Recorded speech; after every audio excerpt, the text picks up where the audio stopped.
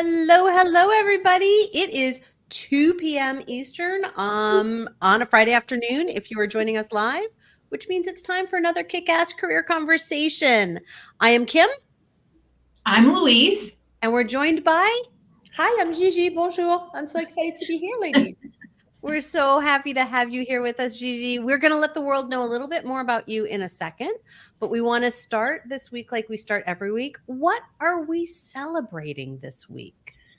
Oh, I've loved this question. I was just having this conversation too again, and we've said it here before on air, is how important celebrations are. And that when we can stop and pause for a moment and reflect back on what's gone really well for us, or just like showing gratitude in our lives, we just don't do it enough. Here we are live here, beginning almost middle of January already. I'd call it middle. And I am celebrating, I'm going to celebrate the weather a little bit. I know, right? It is. For people who can't see, like my face shows tremendous amount of shock. It's freezing cold here today, but it is so sunny and just glorious. We've just come out of a snowstorm, and it is where I feel like the world is blanketed with diamonds. It is so sparkly, and it brings a smile to my face. And I just want to celebrate and kind of remember that, like, through every storm, there's the other side of it, right? There's the other side of what it can look like, what it can feel like, and to remember that when we're in kind of that whirlwind. It felt like a snow globe here earlier, like one that we've really shook up. And so I couldn't see, right? I couldn't see the glass. I couldn't see what was going on. And now everything is kind of settled, and it's beautiful. And so just a reminder is that, right, as we get through to the other side, that there is that, right, the sparkly bits to hang on to. So that's where I'm at today. Gigi, how about you? Where are you at today? What are you celebrating? In the middle of a snowstorm. I know. I'm in Chicago, so actually today's a snow day. We don't have school. So shocking, huh? First snow day of 2024, I would say. What I'm really grateful for is probably good health. I had some medical complications over the holidays, so I realized how mental and physical health is really the wealth. So going into the new year, I'm hoping that I take care of myself, because as the year progresses, well, I need my energy. So yeah, I want to celebrate going back on track and feeling good in my body, and good health.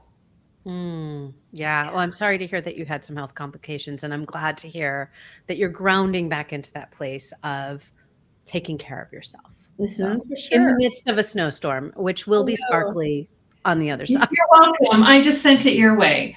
Kim, prepare for whatever Gigi sends your way as we Yeah. Yes.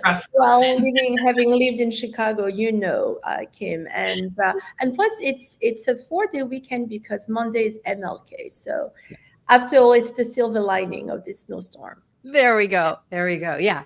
So Louise had the snowstorm yesterday. You have it today. It is coming to us tonight and tomorrow. So I'm in the calm before the storm, because I do have beautiful blue sky and sun today, which is very rare, I feel, up here in Montreal lately. But what I am celebrating is I am celebrating rebellion. I'm celebrating rebellion. And if anybody knows the 4 tendencies, I am a rebel tendency. I don't always play the perfect rebel, because I'm kind of a rule following rebel at times, which is a little weird. But being in the presence of so many amazing people who are fighting for all different types of liberation, and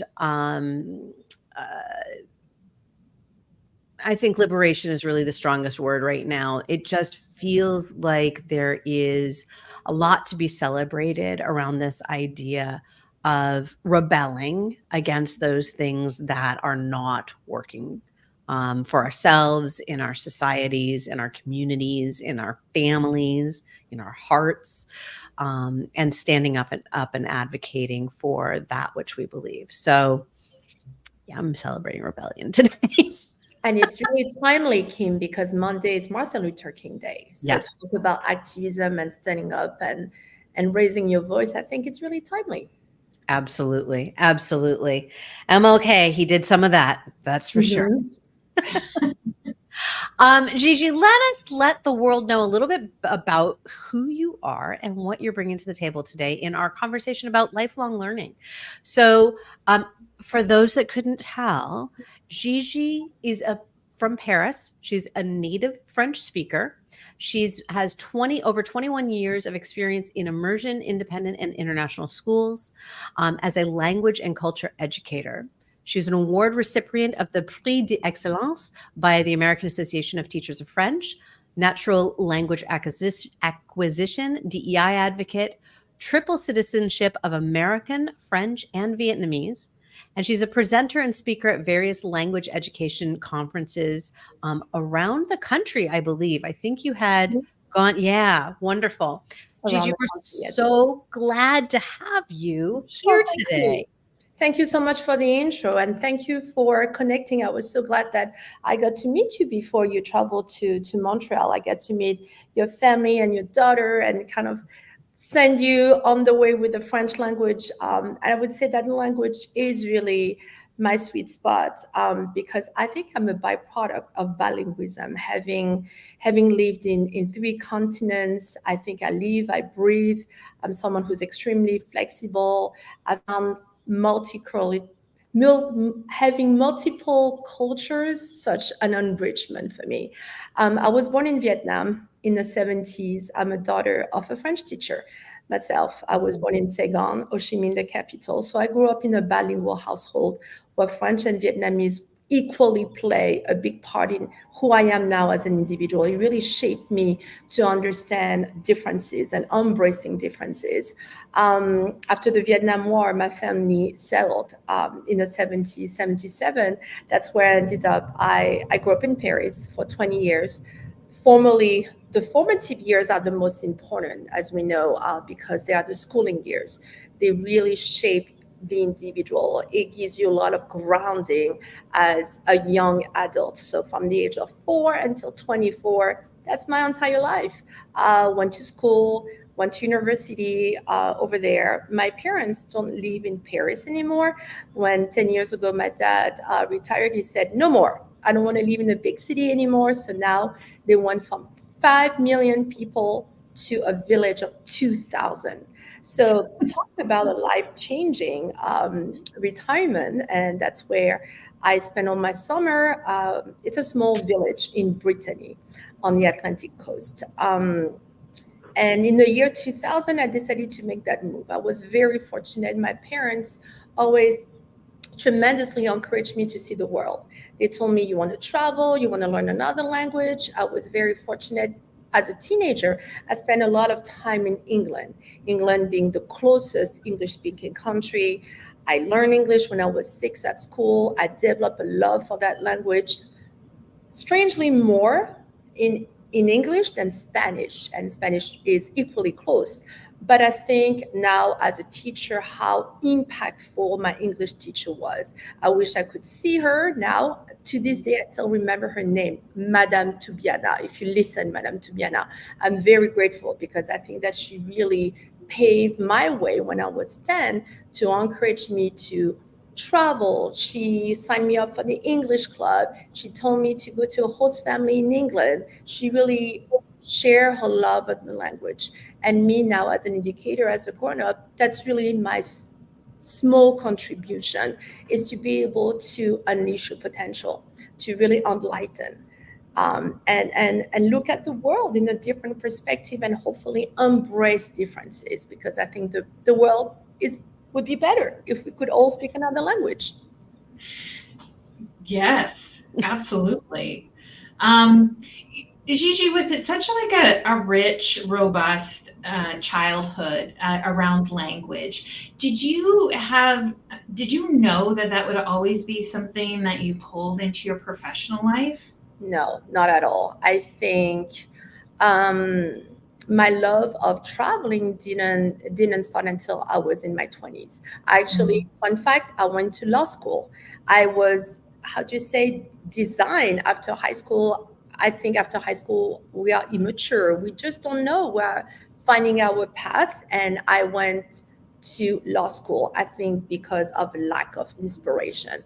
I had lawyers in my family, and I used law school as a springboard to do something else. And those 2 years in law school were the most boring years of my life. So Amen. I just wasn't cut for that. It's not who I am. It didn't really unleash my potential. And I wanted to do something. I wanted maybe my sweet dream to this day, journalist, maybe be a broadcast. I wanted to use maybe some language skills, travel around the world, and report the news. And I was thinking, what can I do to do that? Well, you speak English, you can travel the world, maybe start with that. And that's how that foundation started. And in the year 98, if you recall, there was no internet, no social media, very, very visibility, very little technology. So from France, the way I ended up in Chicago is still a miracle to me, because I said, I didn't pick Chicago. Chicago picked me. So how did that happen? Tell us how that happened. I went to business school, and to graduate from my business school in international relations, I needed an internship in an English speaking country. A lot of my classmates chose to stay in Europe. Spain, England, Europe. And I thought, okay, I travel extensively in Europe. I want to get out. I was thinking Canada or North America. And I can see myself at age 22 going to the American Chamber of Commerce. And at that time, they didn't have any digital information. I was sitting copying by hand, one by one, all the addresses of the French subsidiaries, French companies based in the US. And one by one, I had to fax my resume. Now, in a click, in 60 seconds, you can blast your resume. We have LinkedIn, we have resources. But in 97, nothing. We had to do everything manually. It would take hours. The fax number wouldn't work anyway. So I got, basically, that's how I ended up in Chicago. I got an internship offer working for Air France, the airline company. And my job was to translate, those in-flight magazines. When you go and you fly, and it's both languages, they have customer survey and all that good stuff. And that's how I ended up here. I worked at O'Hare, and I worked in the Hancock Tower because Air France has an office. And that's how I ended up Chicago. And so how did you go from working for Air France, translating the in-flight magazine to this world of education? I think I really enjoy what experience. I wanted to prolong my experience in Chicago, and I knew that I needed a key to turn the door to open.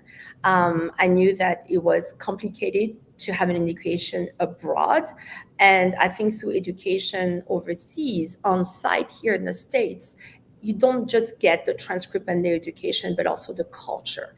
And I felt I needed a sense of belonging. And by going to school here, since I hated so much law school in France, I thought, well, what do I have to lose? I want to be able to experience campus life. So I applied, and I went to Roosevelt University downtown, and I purposely wanted to go to a very urban school. Being myself very urban, going to school in Paris, I was not comfortable getting out of the city yet. And I thought, okay. And I worked as a TA, and I became friends with a French teacher, the French professor at Roosevelt, who is from Africa, Senegal. And I became her TA. And that's how I learned the job, by teaching first year French. Wow. And to college students. Yeah, they were in college. Yeah. And so now you teach both K to 12 and you work with adults still. Is that correct? Yes. Yeah. I do it all. As I think what I'm more passionate is not so much the level, it's really the core value of why you learn French. So people come to me for various reasons. I mean, it could be, oh, I have a test. So it's really more academic pressure. But I think the ones I enjoy the most are students who come to me in a more deliberate way, more intentional. They have a family project to move to another country, or they are looking for a job. So you can see the intention is more in their core. The academic pressure is not as much. But yes, obviously working now in a school, in a traditional setting, I think I love teaching such young children because the acquisition for language happens so early. And we know that. We know that in the US education system, we need to put more emphasis on languages. And that's why my career has been mostly in independent school, immersion schools, and not so much public schools. Because in public schools, they value languages too late. And sometimes they don't even have French. So I've been a huge advocate of pushing languages. For instance, in the school in Chicago, when I joined my current school, they only had French at second grade. And I really fought. I said, we need to offer French even earlier. And now, for the past 10 years, it moved down to kindergarten. And I'm very happy because, Kim, next month, I'm taking my middle schoolers to Quebec City. And it's finally taking shape. I think the last, how do we say in English? The cherry on the top, the icing on the Yep. Yep. of a world language program is to have an immersion trip, and it's finally happening. So I'm very proud, and I'm so excited for the kids to experience authentic culture, and we chose Quebec as the first destination. Beautiful. Well, Louise, you have seen firsthand what it's like to raise somebody who has this bilingual capacity from a small age. And you and I have actually, we're doing Duolingo together soon. Like, don't Oh, get that's super awesome. excited that we're like language learners, but we do Duolingo together. And so I'm curious, just in terms of, Louise, your experience with kind of both raising somebody to learn language, since we're talking to this beautiful language educator, and then to yourself to kind of continue learning. Like, what has that process been for you? Well, right, like I mean, Gigi said it. It's like the earlier that language is introduced, or I think anything of interest that is introduced to kids, the more it becomes just like who they are and what they do. Like my kiddo, like I don't know French. He's been in French immersion here in Manitoba since nursery school. Wow. So he has been able to absorb that language and go through high school. He's now graduating in June with the highest French language high school diploma that is offered in Canada. Wow. He will be going, and he is going to have challenges because he's going to a non-French university, but he'll figure it out. Just like he figured out French, he'll figure out English too. It's not like he doesn't speak English, or he's still an English speaker. But I think that the whole idea of like, when we can introduce lifelong learning in anything into our kids, it just becomes who they are and what they breathe, right? They don't even think of it like a chore or a task. I can hear him do Duolingo too, Kim, because you have those sweet little musical sounds when you accomplish something. I mean, he's learning Ukrainian through that app, and he will learn many more languages, I'm sure, throughout his life, and not even think anything about it.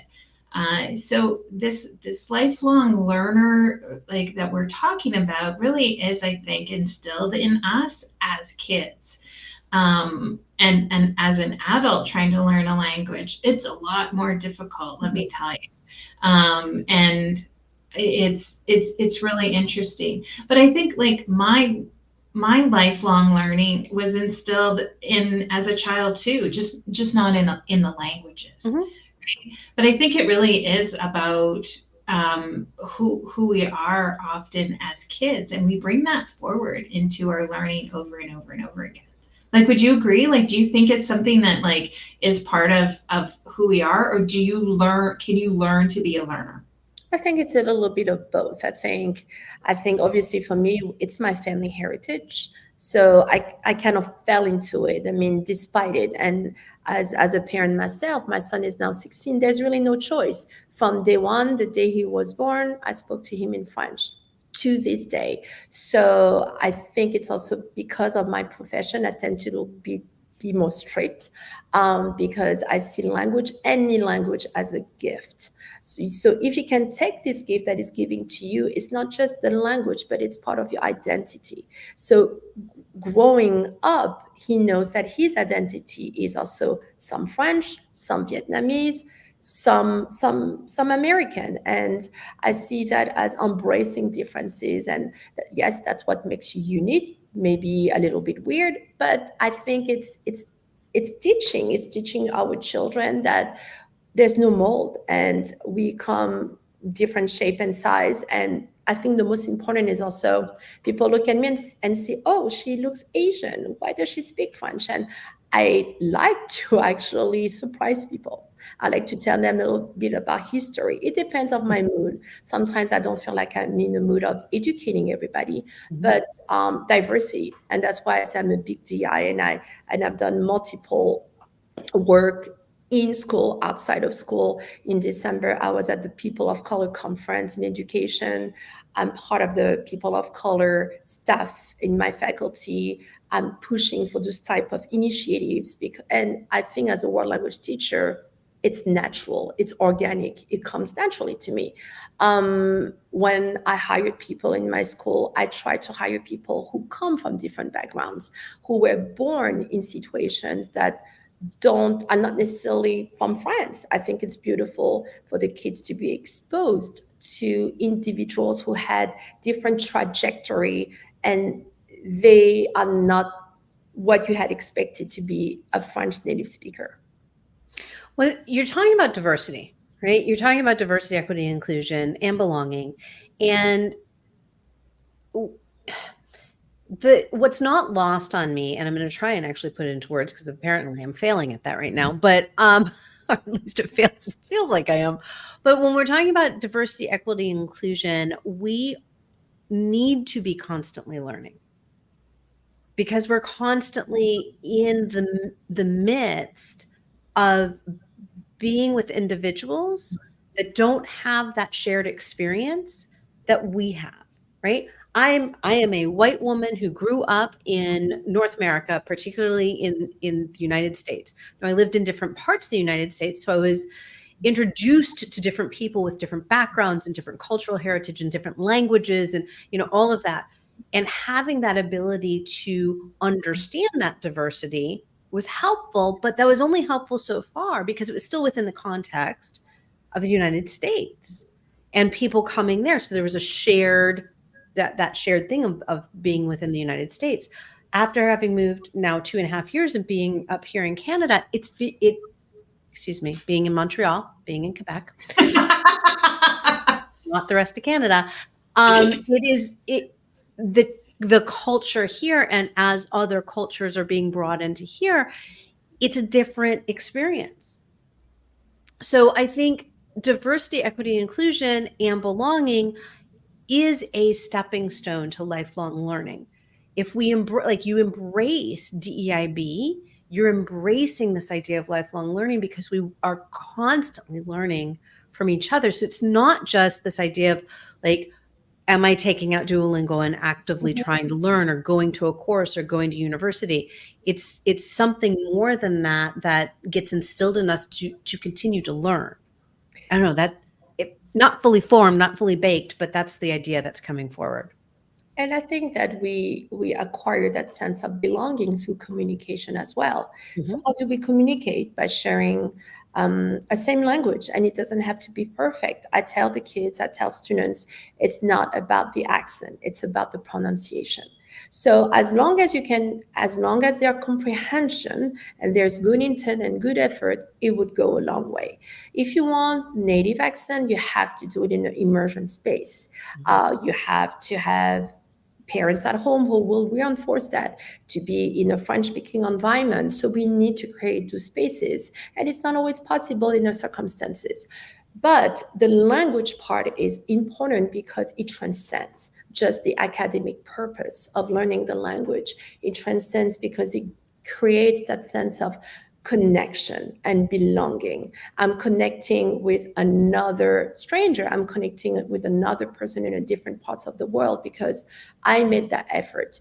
I made that first step to connect with you through communication to a language I wasn't brought in. So I think that for students who come to me and make that intent as an adult, it's remarkable because we know that there are a lot of roadblocks. We know that the process of acquiring a language is so much more difficult. The brain doesn't work as powerful. We have other preoccupations. Study shows that the cutoff age is age 12 if you really want to reinforce those immersion spaces. So for your daughter, for Izzy, it's wonderful that she has that education. Hopefully, will take her a long way. So me, I think the most going back to that belonging issue, the most challenging question somebody asked me is, "Where are you from?" Mhm. And because I have challenged, I had a lot of I've had struggled to answer that question. I said, well, what do you mean? Are you asking where I was born, where I grew up, where my parents live, or where I reside here? Because you will have a different answer. So Mhm. if it's an Uber driver and asking me, hey, where are you from? I'll say, I'm from Chicago. That's where I live. Short answer. I don't need to get into big conversation. But if somebody can hear my accent, ask my job, and I have more time and I want to get into being more personal, I may say, I'm French, Vietnamese, American. Mhm. Because for the longest time, I struggled to pick one over the other. And I thought, well, why should I pick? I'm all of them. And I should be able to celebrate and embrace every pieces, every parts of who I am. So as Mhm. a lifelong learner, that's what we want to instill in our children is the ability to recognize, identify, and celebrate all the pieces of who we are. I love that. Yeah, and I think it's also about like who we are going to be, right? Like this lifelong learning isn't a destination, it's a way that we approach uh, life, Mhm. right? Kim, even when you were talking to about, right, like the DEIB is really about it's not just about knowing what to do, it's about trying and it's Mhm. about failing so that we can learn to be better next time or to do something different next time to see if it is better. We don't always make those right choices or those better choices, but it's like it's a state of mind Mhm. that is it is the way that we approach problems, it's the way we approach life, it's the way we approach work, it is kind of a state of being.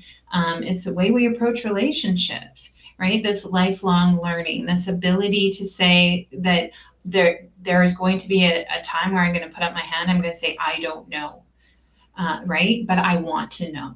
I want to know what's going on in the world. I want to know what's going on in this situation or in this person's mind or whatever that is. But it really is.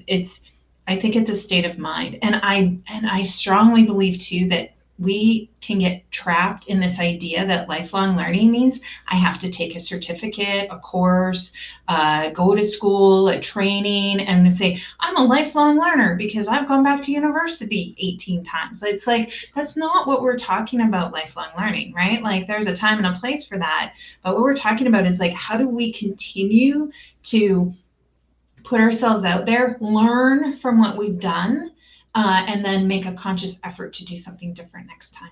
Well, what I'm spurred to the word I'm spurred to use is curiosity, right? Lifelong learning comes, in my opinion, lifelong learning comes from a place of curiosity.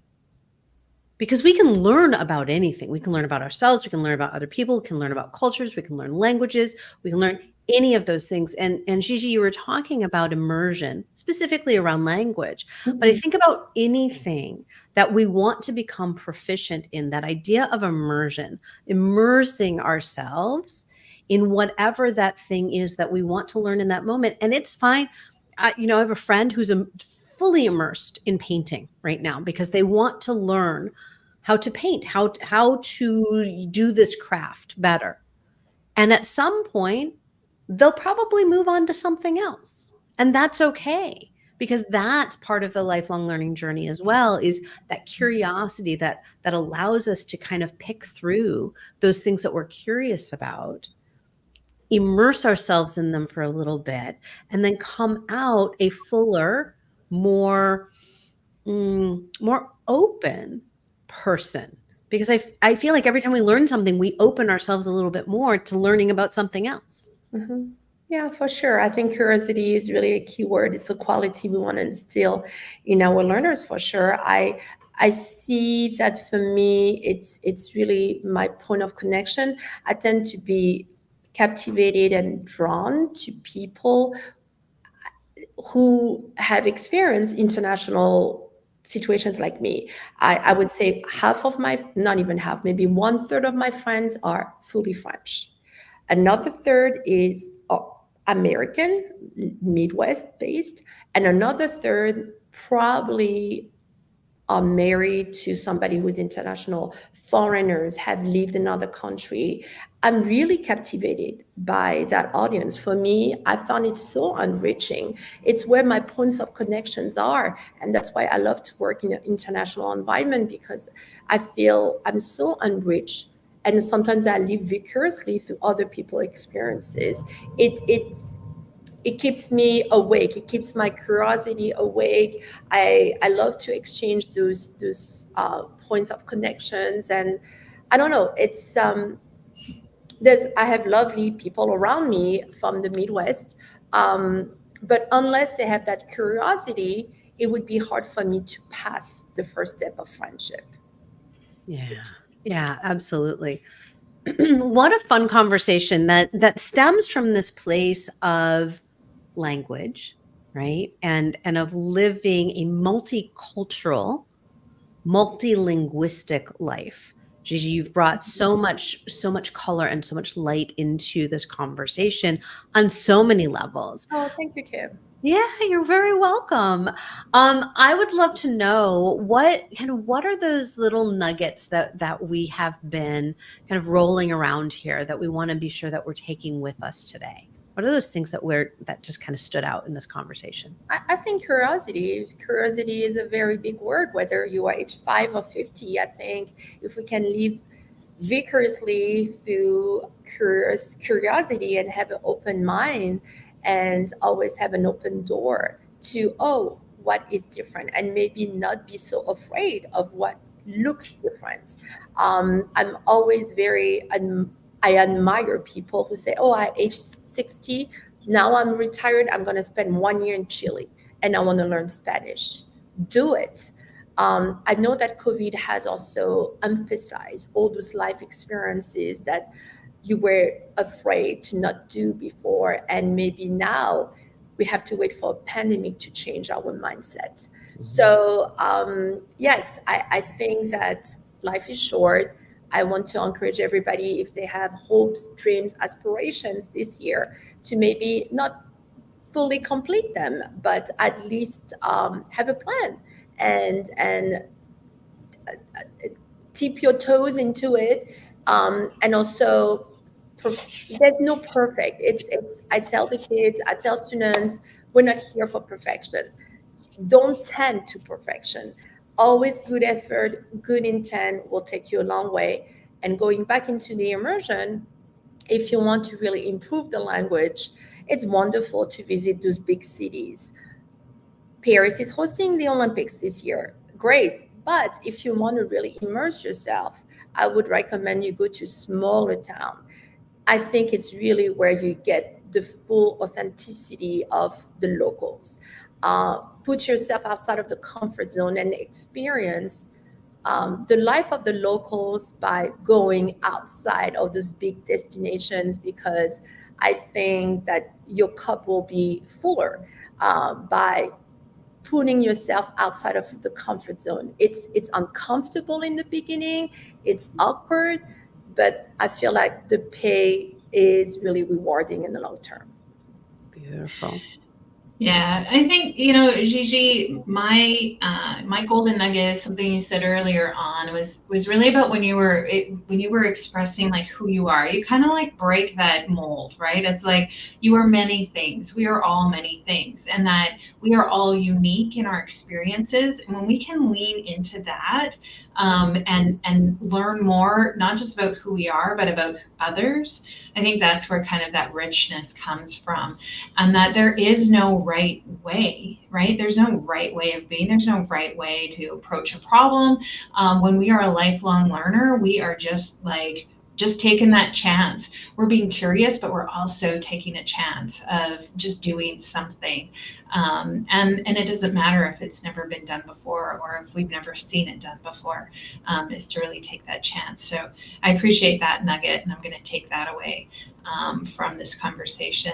Kim, how about you? What's your nugget from today? So, Gigi, you used the term keeping our curiosity awake. I don't even know if you knew that you said that, but you said that. Mm-hmm.